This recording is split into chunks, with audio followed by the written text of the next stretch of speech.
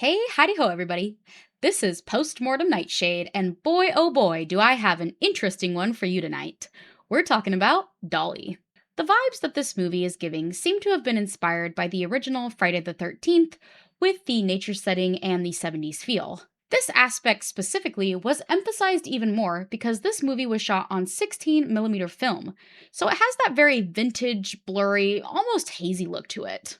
And, well, besides the setting, the production design, and the 16mm film look, that's about the only positives I can say for this movie.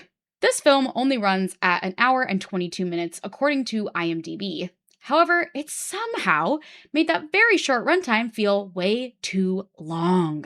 The look of the main antagonist of this story feels like the costume department went to Spirit Halloween with the theme of doll and just threw something together. And I do know that these small budget films can give their antagonists a unique look because of the really great design and character look from 2024's In a Violent Nature.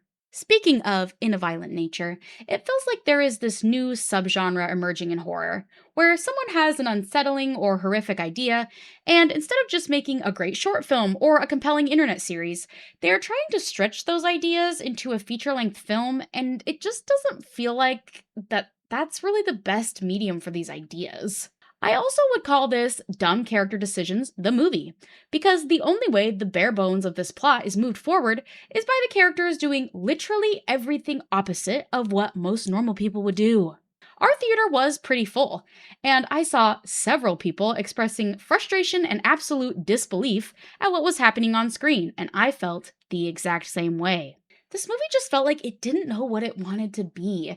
There were weird music video vibes at times, and then the rest of the time, it felt like this movie played out more like a video game than an actual film. I think that the filmmaker's biggest goal must have been to show how much practical gore effects they could do with a small budget. But the gore of this movie isn't based on realism, really, at all, so don't go in expecting that. Unfortunately, the acting wasn't super great, and the ADR and sound mixing were so off.